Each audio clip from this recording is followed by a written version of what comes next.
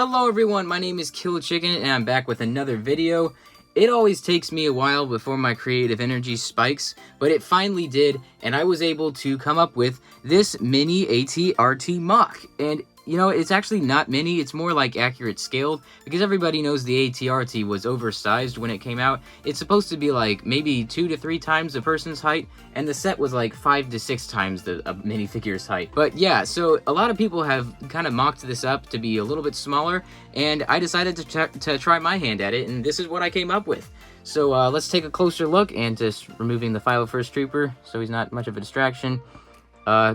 Starting with the cockpit, as you can see, I kind of used this initial starter piece right here as the seat, this blue piece that actually came in the set. Then for the seat, I have that little brown 2x4 half plate or something, only studs on one side that just provide the 2 studs of connection, so it's not a hassle to get the minifigure in and out. I really like these little angle pieces I was able to put on the front. It makes it look a lot like the shape that an AT-RT has. You know, it actually took a long time before I could figure out how I was going to make the cockpit of this, but I was finally able to figure it out, and I think it looks pretty good.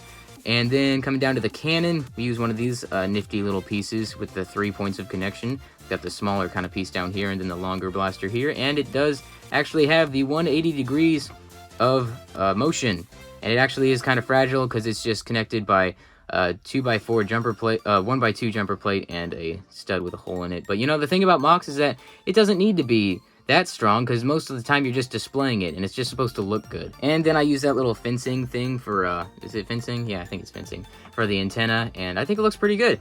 Then coming down to the legs, I decided to go with miniature ball joints for the connection on the leg pieces. A lot of people were using like Technic pieces, and it looks really good, but for me, I like the ball joints because not only does it look pretty mechanical, but it also provides a lot of range of motion, so you can get a lot of posability out of this guy.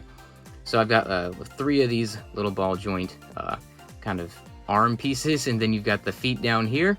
I wanted to put these studs here to just kind of give it that emphasis on where the joints move, I guess. And then I wanted to add some grill pieces just to get more greebling in there.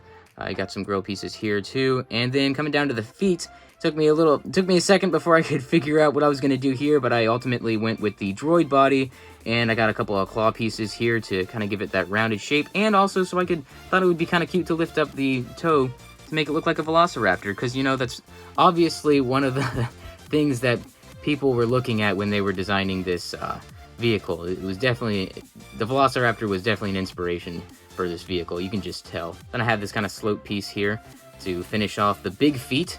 I really wanted to give it big feet so that it would stand up really easily without it falling down, and I think I executed it pretty well. But yeah, as far as posability, I think it has quite a bit.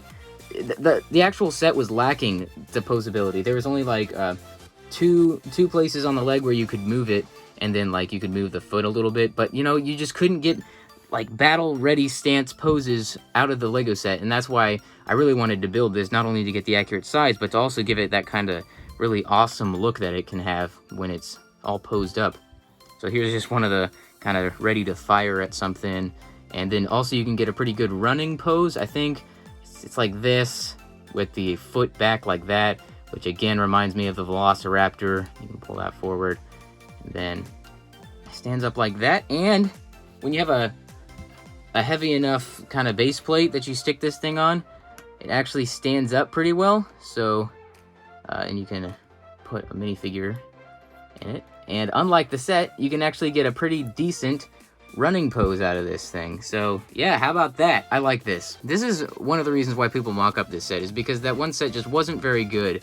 It just wasn't posable, and it didn't look right. I mean, like, it was built, it looked right, but it was just way too big. Alright, I've rambled on for too long. Now, for the next hour or so, you guys get to watch me as I try and turn this, the Kashyyyk AT-RT, into the same thing that I did with the 501st AT-RT. Let's see what that's gonna look like.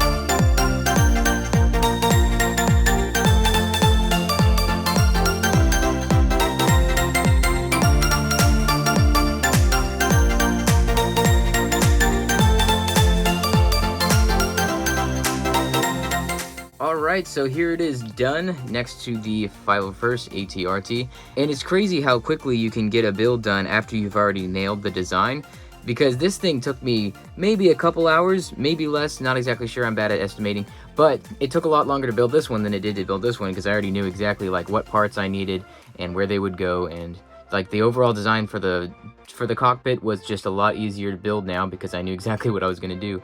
But yeah, as you can see, it's pretty much the same thing. There are a few parts that are a little bit different. Like, as you can see, I had to do some crazy stuff back here for the antenna to connect on because they didn't have that cool little one piece that kind of started the base design for the cockpit right there. So I had to kind of make do with the parts that I had and made a piece that looked like it using a bunch of pieces. So yeah, the antenna looks a little bit wonky, but I was working with what I had. And then I kind of changed up the blaster a little bit, or the barrel of this little ion cannon or whatever it is. And I think it looks a little bit better than my first attempt, so yeah, that one looks pretty good. It still does have the 180-degree turn all the way around, and it might stay on a little bit better than the other one. And I basically did the same design for the legs as well.